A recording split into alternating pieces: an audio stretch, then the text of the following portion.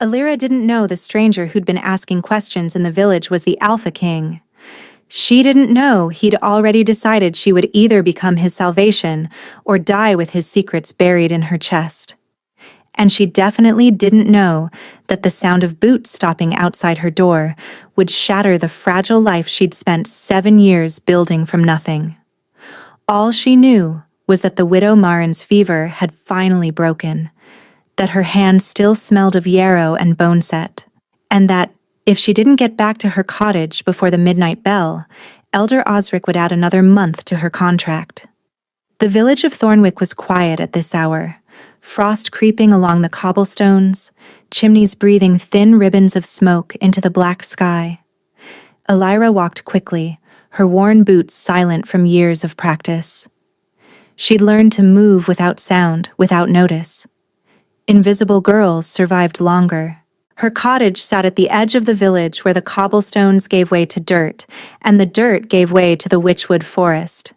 It was small, barely more than a single room with a sleeping loft, but it was hers in all the ways that mattered.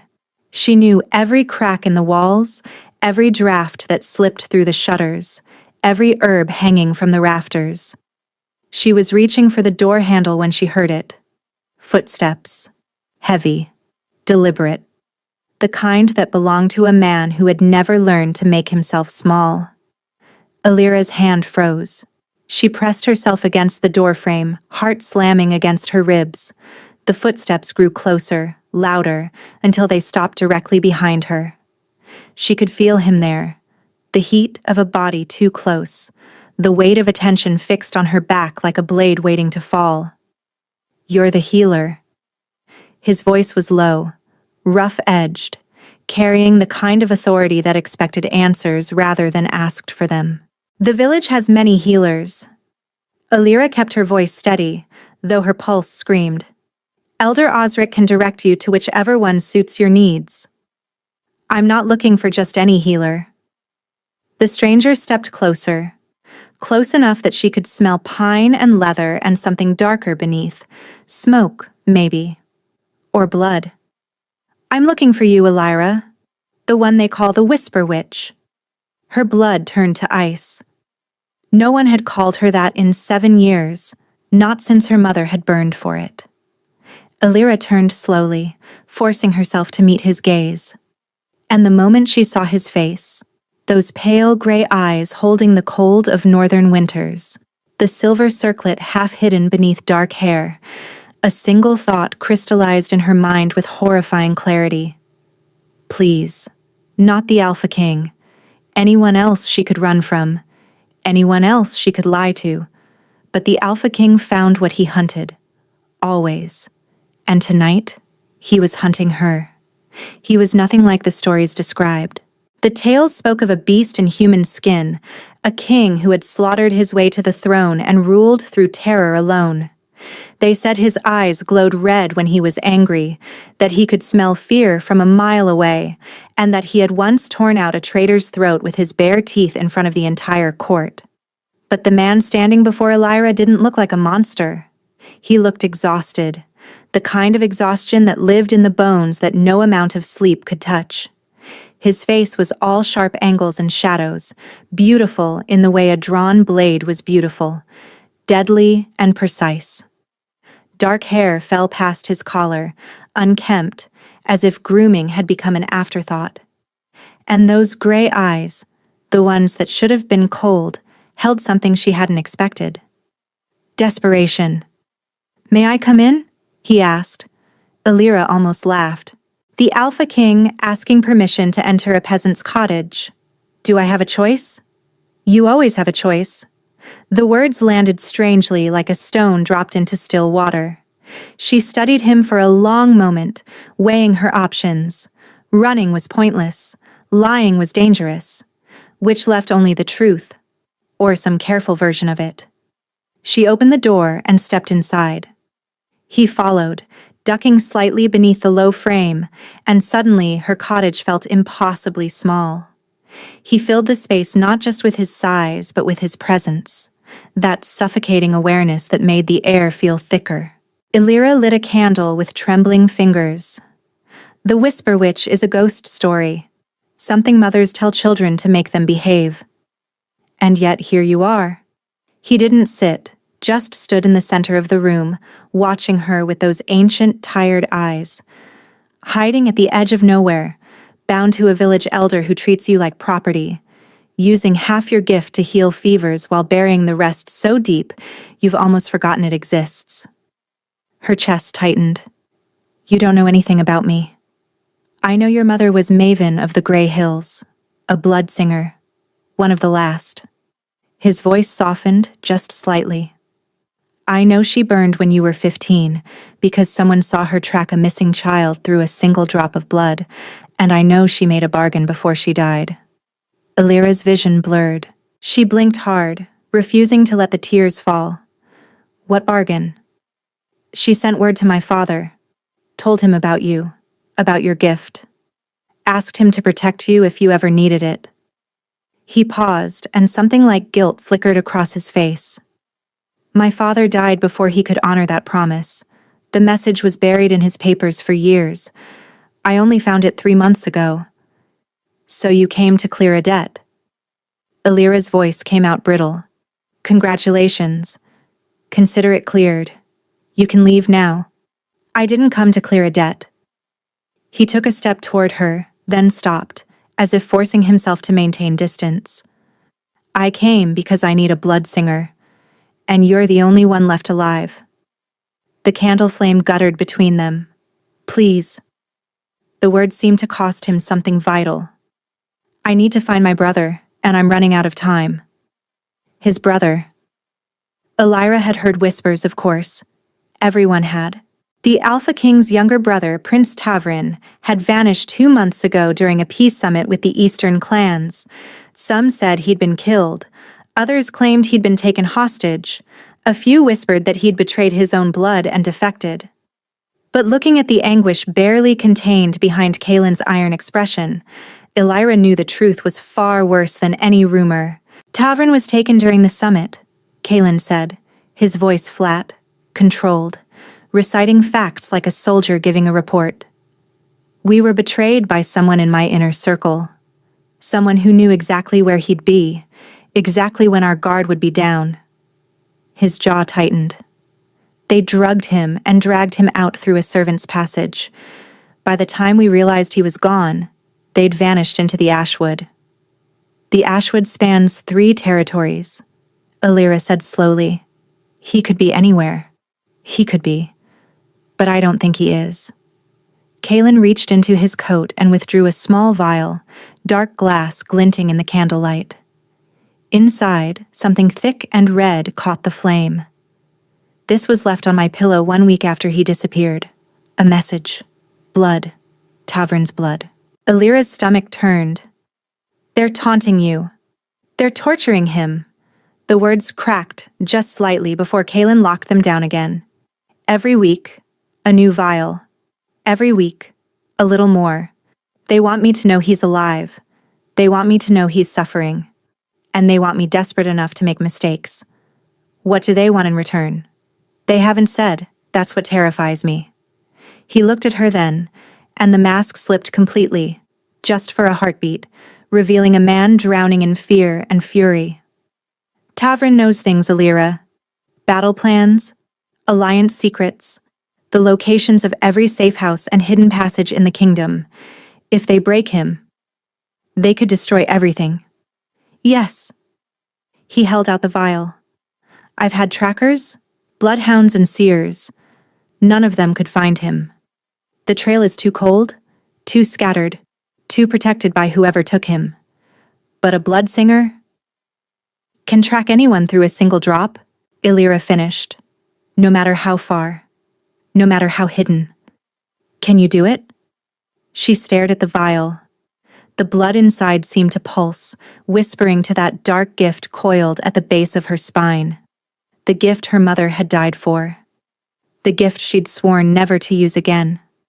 If I'm discovered, I'll burn. Just like she did. You won't be discovered. Kaelin's voice hardened into a vow. I'll make sure of it. You can't promise that. I can. Because anyone who tries to harm you will answer to me personally." He stepped closer, and the candlelight carved his features into something intense and almost frightening. "I am Kalen Voss, Alpha King of the Northern Territories. My word is law from the Frostspine Mountains to the Silver Coast, and I am telling you, no one will touch you while you're under my protection." The air between them crackled with something unspoken. Illyra's pulse quickened, and she wasn't sure if it was fear or something far more dangerous. "What are you offering?" she asked quietly. "In exchange." "Your freedom. I'll buy your contract from Osric tonight. Every copper paid. And when this is over, 10 days, no more, I'll give you enough gold to disappear. New name, new territory, new life. Whatever you want. And if I refuse, then I walk away, and you never see me again." His gray eyes held hers, unwavering. "I didn't come to force you, Illyra. I didn't come to threaten or command. I came to ask. That's all I'm doing." She thought about Tavrin, a prince she'd never met, bleeding in some dark cell while his brothers scoured the world for him. She thought about her mother, who had burned for the crime of saving children. She thought about the cottage that wasn't really hers, the contract that owned her, the life she'd built from fear and silence. 10 days. Freedom. A chance to use her gift for something that mattered. If I do this," she said slowly, "I want a blood oath. Your word isn't enough." For the first time, something like respect flickered across his face. "Then you'll have it." Before we continue, please take a moment to like this video and subscribe. Your support helps more people discover these stories. Kalen drew a blade from his belt without hesitation. It was a beautiful weapon, the hilt wrapped in black leather, the steel etched with symbols Illyra didn't recognize. Old magic, older than the kingdoms themselves. He drew the edge across his palm in one clean motion, and blood welled up, dark and gleaming. He offered his hand, palm up, waiting. Illyra's fingers trembled as she took the knife. The weight of it felt heavier than it should, as if the blade understood what they were about to do. She pressed the edge to her own palm, drew a breath, and cut. The pain was sharp, bright, clarifying. Blood bloomed against her skin like a crimson flower. She pressed her palm to his. The moment their blood touched, something shifted. It was like a door opening inside her chest, a rush of sensation that had nothing to do with the wound. Heat flooded through her, followed by a shock of recognition so profound it stole her breath. She felt him, not his thoughts, but his essence. The weight of his grief, the iron cage of his control, the desperate, clawing hope he was trying so hard to hide. And beneath all of it, something else. Something that reached for her like a hand in darkness, seeking, wanting, knowing. Illyra gasped and tried to pull away, but his fingers tightened around hers. "Did you feel that?" His voice was rough, barely above a whisper. She couldn't speak, could only stare at him, her chest tight with something she didn't dare identify. Magic flared between their joined hands, sealing the oath in fire and blood. The cut on her palm burned, then cooled, leaving behind a thin silver scar that matched his. Kalen released her slowly, his expression unreadable. But she saw the way his hand shook as he wrapped a strip of cloth around his palm. She saw the way he refused to meet her eyes. He'd felt it too, whatever it was. Neither of them spoke of it. He handed her a second strip of cloth, and their fingers brushed, just barely, and that same electric recognition sparked again, smaller but no less devastating. Illyra wrapped her hand quickly, putting distance between them. "Tomorrow," Kalen said, his voice carefully controlled. "I'll send someone at first light. Be ready." He was gone before she could respond, disappearing into the darkness like he'd never been there at all. Illyra stood alone in her cottage, staring at the silver scar on her palm, and wondered what she'd just bound herself to. The riders arrived with the dawn. There were 3 of them, dressed in dark leathers marked with the king's crest. A silver wolf mid-howl against a black moon. The leader was a woman with copper hair and a scar bisecting her left eyebrow. She introduced herself as Soraya, captain of the king's shadow guard. His Majesty sent us to escort you. Her tone was clipped, but not unkind. We ride hard. Can you keep pace? Elira had never ridden anything faster than Elder Osric's plow horse, but she lifted her chin and said, I'll manage. The journey took half a day. They rode north, past the familiar fields of Thornwick, through valleys Elira had only heard of in stories, and into the Frostspine Mountains where the air grew thin and cold. The landscape shifted from farmland to forest, to sheer cliffs of black stone that seemed to swallow the sky. Then the trees parted, and Elira saw Valheim. The fortress rose from the mountain itself, carved into the living rock like it had always been there. Towers of dark granite clawed at the clouds, banners bearing the silver wolf snapped in the wind. And beyond the walls, she could see movement. Warriors training, servants hurrying, the pulse of a kingdom's heart. It was beautiful. It was terrifying. They crossed a bridge suspended over a chasm so deep the bottom vanished into mist. Inside the courtyard, life buzzed with controlled chaos. But Elira noticed something else beneath the activity, a tension in the guard's shoulders, a tightness around the servant's eyes. Fear lived here, hidden but present. Soraya led her through corridors lined with tapestries depicting hunts and battles. Finally, she stopped before a heavy oak door. Your chambers. His Majesty will send for you when he's ready. She paused, studying Elira with sharp green eyes. A word of advice, healer. The king has enemies everywhere, including within these walls. Trust no one. Speak to no one about why you're here.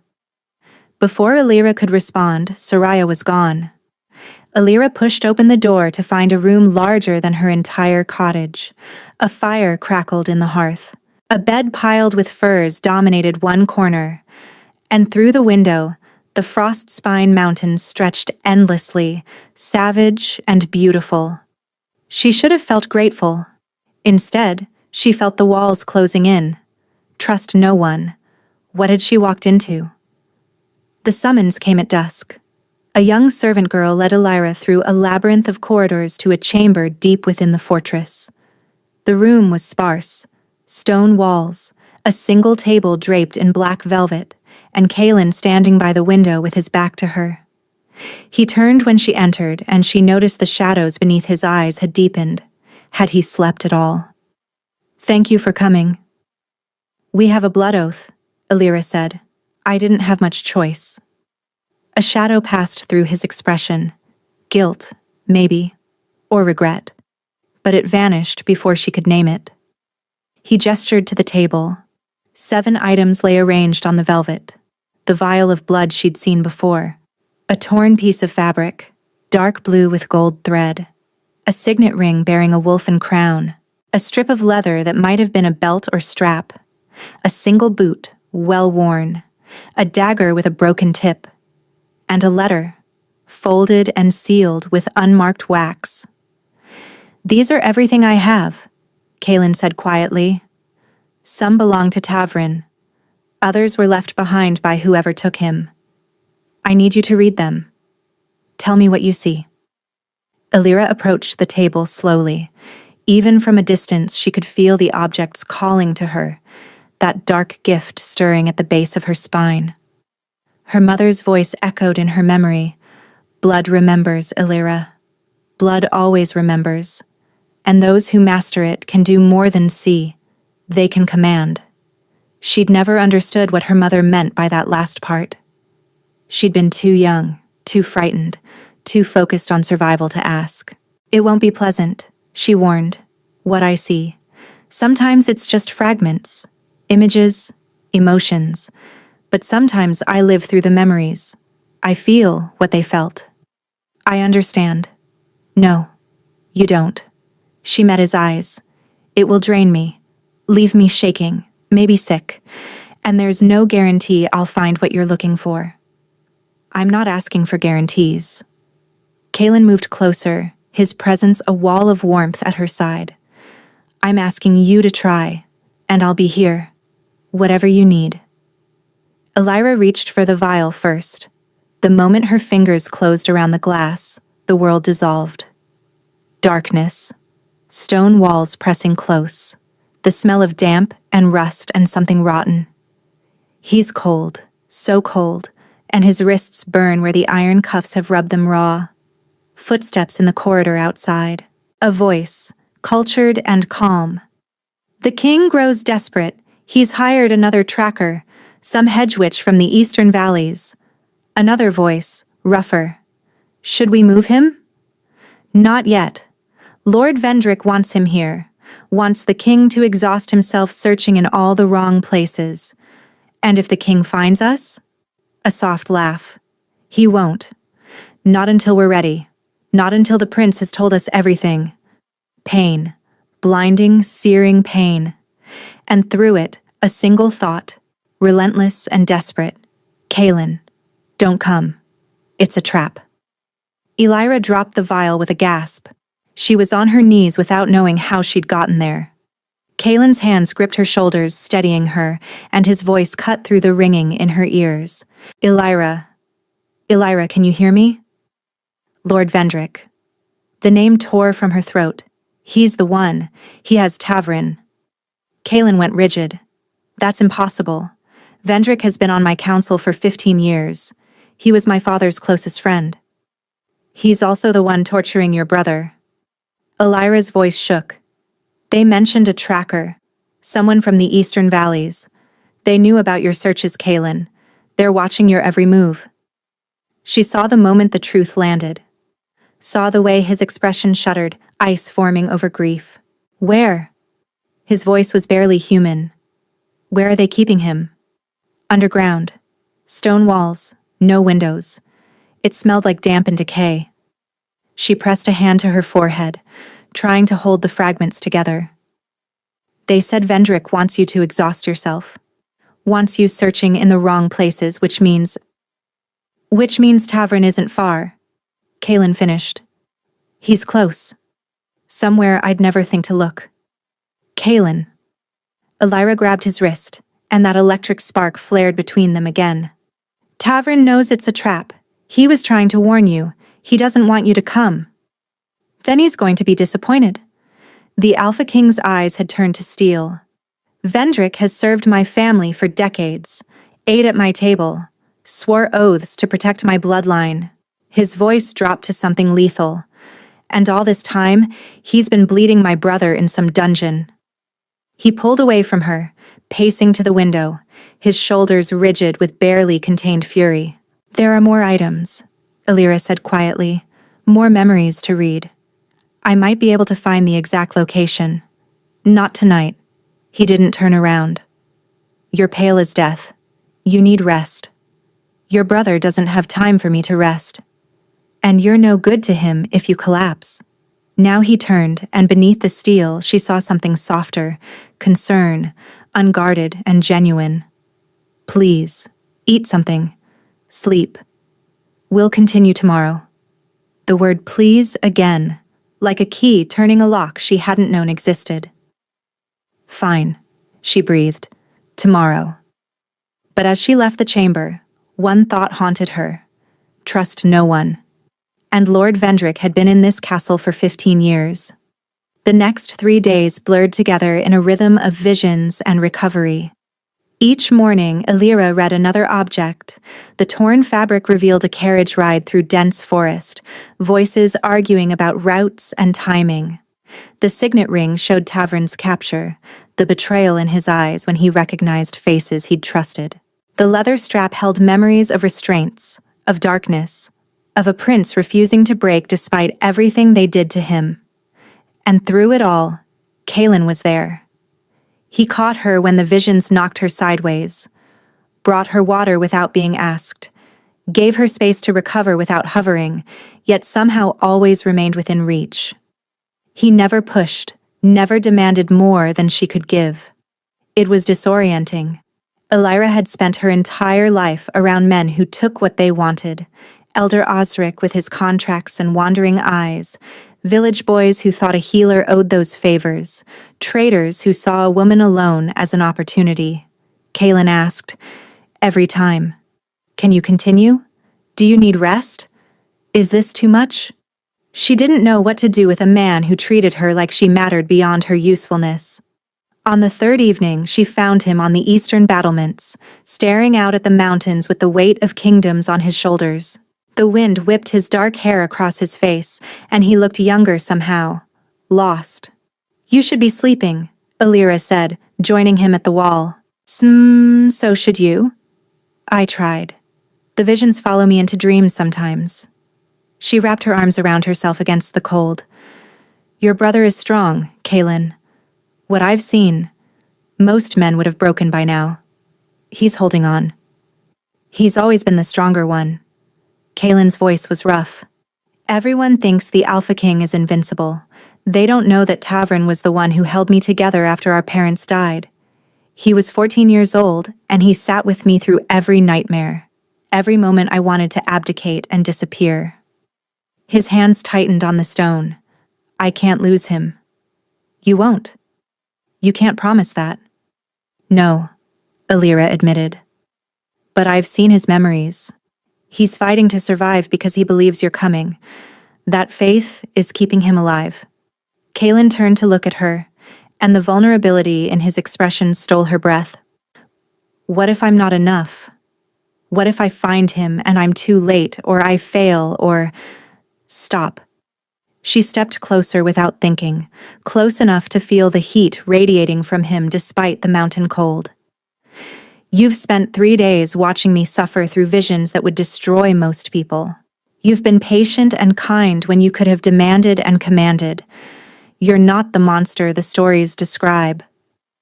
"Maybe I am." His voice dropped. "Maybe I'm just better at hiding it around you."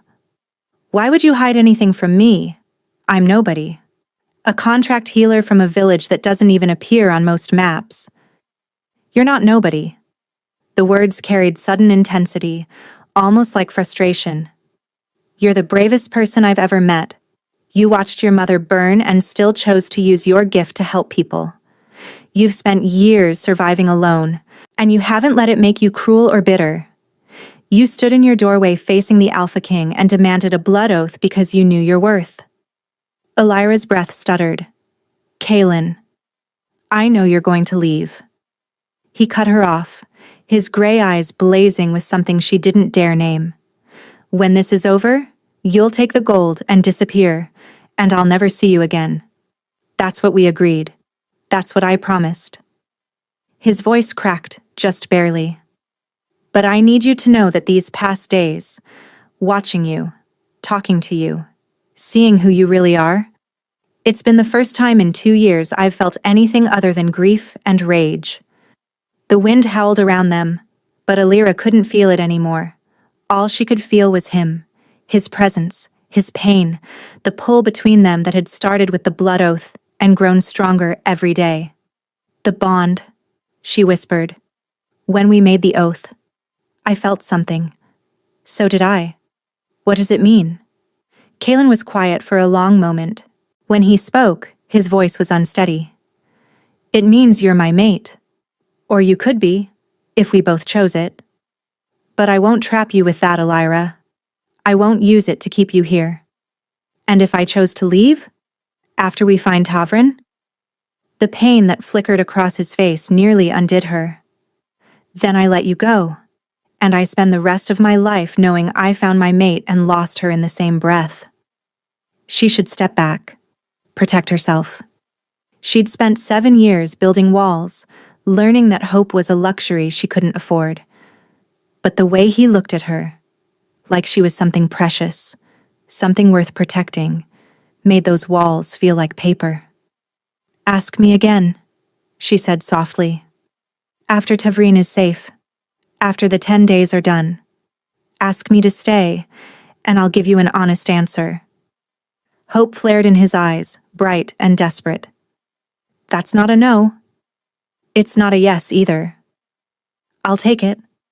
He reached out slowly, giving her time to pull away. When she didn't, his fingers brushed her cheek. Featherlight. Reverent. Whatever you decide, Illyra, I need you to know. You've already saved me. Just by being here. Just by being you.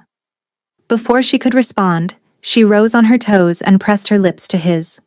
Kaelin froze for a heartbeat. Then his arms came around her, pulling her close, and he kissed her back with a tenderness that undid something inside her chest. His hands trembled where they pressed against her back, and she realized the Alpha King, the monster of legend, was shaking because of her. When they finally broke apart, foreheads pressed together, breath mingling in the cold air, Illyra whispered, "I'm terrified." "So am I." His thumb traced her jaw. "But I'd rather be terrified with you than safe without you." On the 5th day, everything changed. Illyra was reading the final object, the letter with the unmarked seal, when the vision hit her like a fist to the chest. A study. Rich wood paneling, heavy curtains, the smell of pipe smoke, and old books. Lord Vendrick sits behind a massive desk, gray-bearded and distinguished, the picture of noble respectability. A woman stands before him, copper hair, green eyes, a scar bisecting her left eyebrow. Soraya. "The blood singer is more skilled than we anticipated," Soraya says. "She's already identified you. The king knows." Vendrick doesn't seem concerned. "Then we accelerate the timeline, kill the witch, make it look like an accident. Poison, perhaps, or a fall from the battlements. The king will be devastated. Grief makes men stupid. And the prince? Keep him alive for now.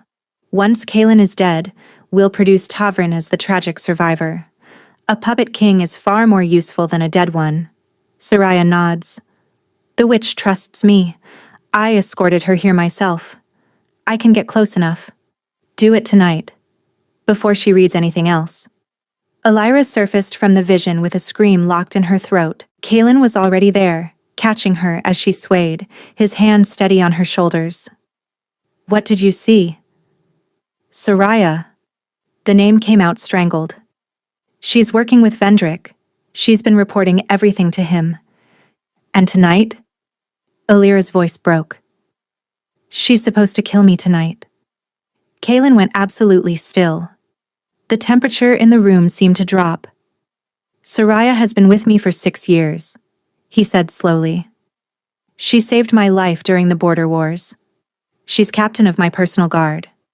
And she's going to poison me or throw me from the battlements before dawn." Illyra gripped his arms. "Kaelin, they're not just after Tavrin. They want you dead. Vendrick is planning a coup. He wants to use Tavrin as a puppet king." The pieces clicked together behind his eyes. She could see it happening. Years of trust crumbling into dust. "How many?" His voice was terrifyingly calm. "How many of my people belong to him?" "I don't know. I only saw Soraya. Then we assume the worst. We trust no one." He pulled her closer, one hand cradling the back of her head as if he could protect her through sheer will. "You're not leaving my sight. Not for a second. I could run." The words tasted like ash. "Take the gold, disappear tonight. If I'm gone, they have no reason to—" "No." The word was absolute. "You're not running. Not because I forbid it, but because they'll hunt you down the moment you leave these walls. Vendrick can't afford to let a bloodsinger live. Not one who knows his secrets." He was right. She knew he was right. But the fear was choking her. Memories of her mother's screams echoing through the years. "I won't let them touch you." Kaelin tilted her chin up, forcing her to meet his eyes. "I will burn this kingdom to the ground before I let anyone hurt you. Do you understand me?" The ferocity in his voice should have frightened her. Instead, it made her feel something she hadn't felt in 7 years. Safe. "So what do we do?" she asked. "We set a trap." His jaw tightened. "Soraya thinks she's hunting you. We let her believe she's succeeding. And when she makes her move, we catch her. Get her to reveal Vendrick's location." "Exactly." He pressed his forehead to hers. "But Illyra, You need to understand what I'm asking. I'm asking you to be bait, to put yourself in danger so we can end this, and I hate myself for it. It's my choice. She echoed his words from that first night. You gave me a choice. I'm choosing to fight. Something broke open in his expression. He kissed her, hard, desperate, like he was memorizing the taste of her. If anything happens to you, he breathed against her lips, I will never forgive myself. Then make sure nothing happens. They set the trap that night. Elira returned to her chambers alone, or so it appeared. Kaelin and 3 warriors he trusted absolutely were hidden in the adjoining room, waiting in silence. She sat by the fire, forcing herself to breathe normally. The knife Kaelin had pressed into her hand was cold against her thigh, hidden beneath the folds of her skirt. Just in case, he'd said. I'll be there before you need it. But just in case. The midnight bell tolled. Footsteps in the corridor. Soft, deliberate, trained. The door opened without a knock. Soraya stepped inside, closing the door behind her with a soft click. In her hand she held a cup, steam rising from whatever liquid it contained. I thought you might need something to help you sleep, Soraya said, her voice warm, concerned. The perfect lie. The visions take a toll. This will ease the dreams. Elira's pulse raced. That's kind of you. We look after our own here. Soraya crossed the room, extending the cup. Drink. You'll feel better. Elira took the cup, raised it toward her lips, and then she threw the contents into Soraya's face. The woman snarled, actually snarled, and lunged. But Kaelin was already there, bursting through the adjoining door, his warriors flanking him. They seized Soraya before she could reach Elira, forcing her to her knees. Wolf's bane, Kaelin said, his voice ice. Enough to stop a heart in minutes. That's what you brought for her? Soraya laughed, blood and betrayal in her eyes. You think this changes anything? Vendrick has been planning this for years. You're already dead. You just don't know it yet. Where is my brother? Closer than you think. Her smile was vicious. Close enough that you've walked past him 100 times without knowing. Elira stepped forward. The dungeons. The old dungeons beneath the East Tower. The ones that were sealed after the plague. Soraya's smile faltered. I'm a bloodsinger, Elira said quietly. Your memories are open to me the moment you speak. You just told me everything. The color drained from Soraya's face. Kaelin turned to his men. Lock her in the cells. Triple guard, no visitors. He looked at Elira. Can you find him? Right now, tonight? Yes. Then we go.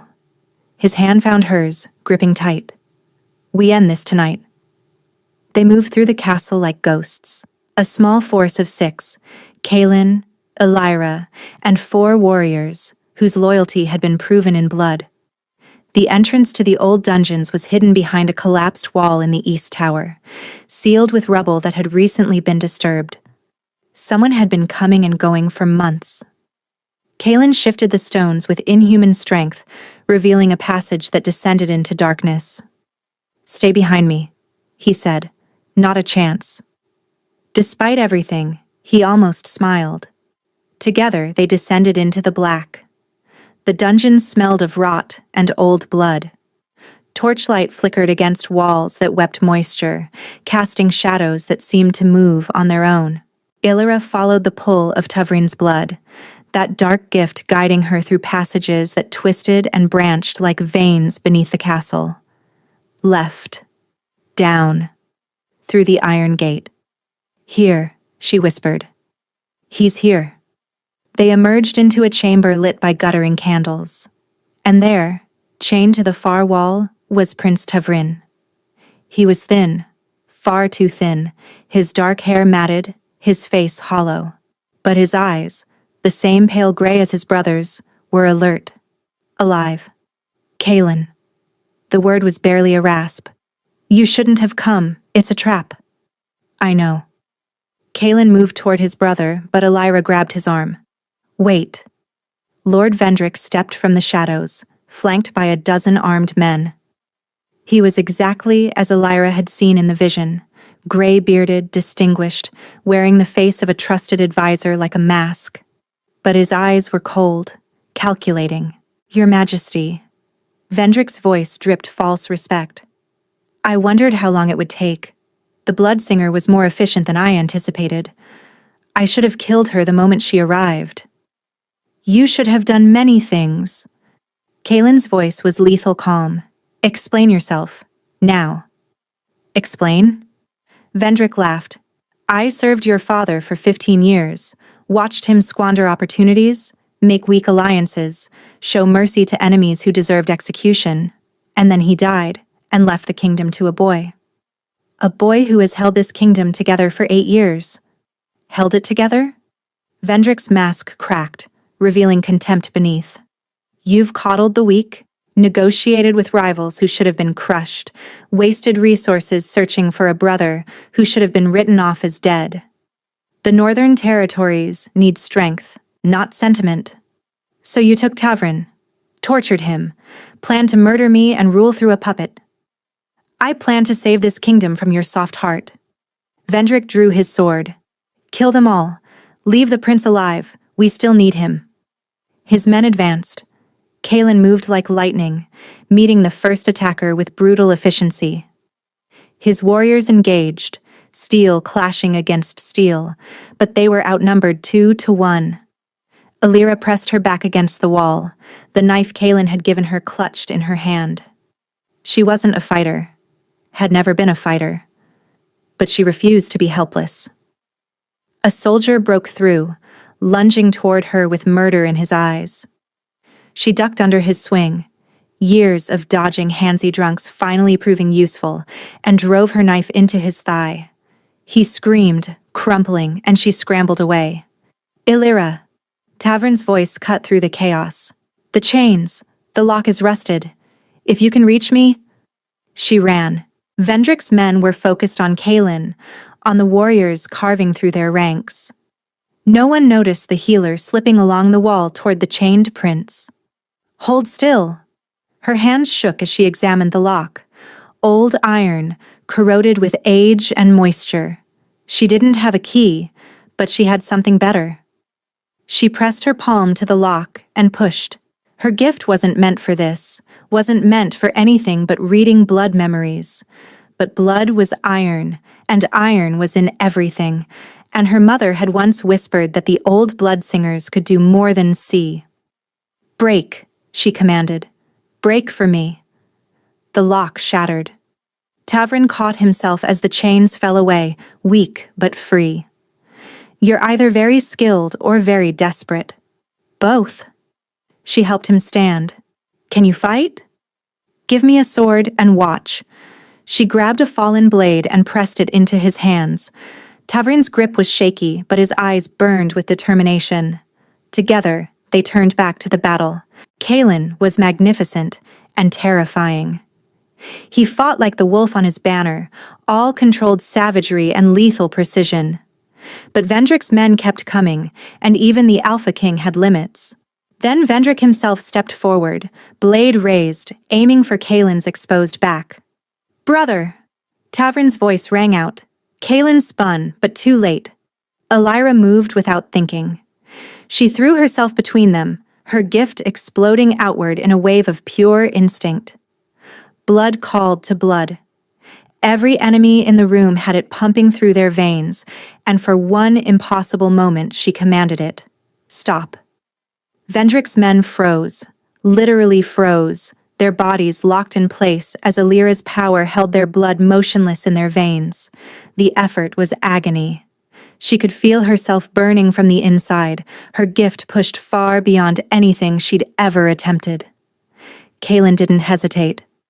He drove his sword through Vendrick's chest in one clean thrust. "That's for my brother," he said coldly, "and for threatening my mate." Vendrick crumpled, dead before he hit the ground. The moment he fell, Elira's power gave out. She collapsed, darkness rushing in from the edges of her vision.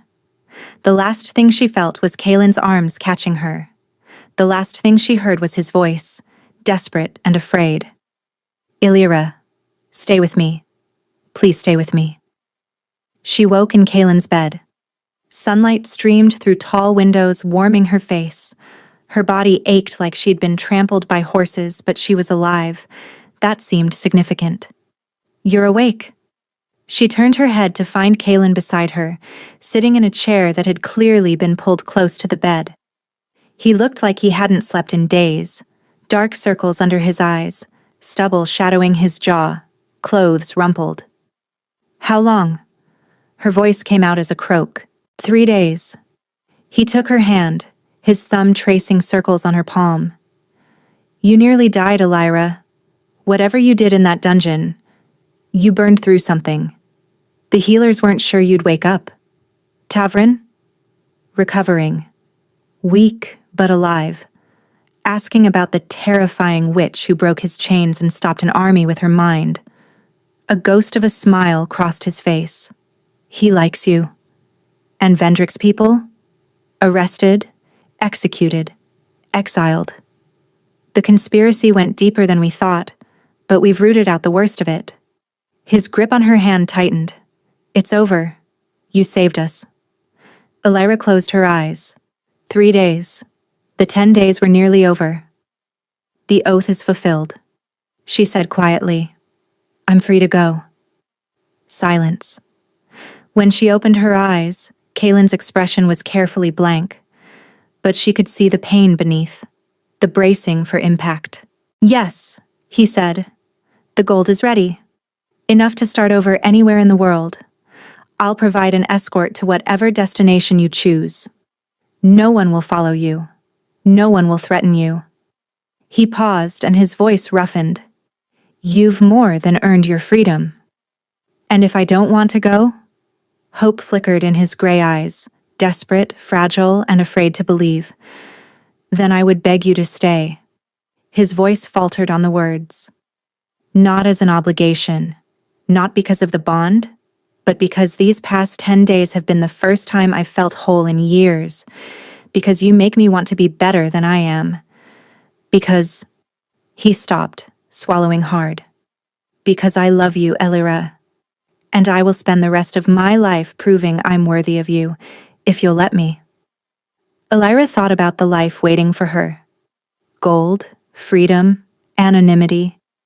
Everything she'd dreamed of for 7 years. And she thought about the man beside her. The king who asked, instead of commanded. Who held her when the visions broke her? Who looked at her like she hung the stars? I love you too, she said. Kaelin's breath caught. I'm still terrified, she continued. I don't know how to be a queen. I don't know if I'll ever fit in your world, but I know that when I imagine the future, you're in it. Every version, every path. Is that a yes? It's a yes. She smiled through the tears streaming down her face. Ask me to stay, Kaelin. Stay. He brought her hand to his lips. Stay with me. Marry me. Let me love you for the rest of our lives. Yes. To all of it. He kissed her then, gentle because she was still healing, but bright with joy and relief and love. When he pulled back, they were both crying. My advisors are going to be furious, he murmured against her lips. The Alpha King marrying a village healer. I'm not just a village healer, I'm a terrifying witch, remember? His laugh rumbled through both of them. That you are. The bonding ceremony took place under the full moon in the great hall of Valheim, with the entire kingdom watching. Illyra wore deep green silk, a color Kaelin had chosen because it matched her eyes when she laughed. The crown on her head felt foreign, too heavy, but his hand in hers made it bearable. Tavrin stood beside his brother, still thin from his ordeal, but standing tall. He'd insisted on being there, had threatened to drag himself from the healer's wing if they tried to stop him. I owe you everything, he'd told Illyra that morning.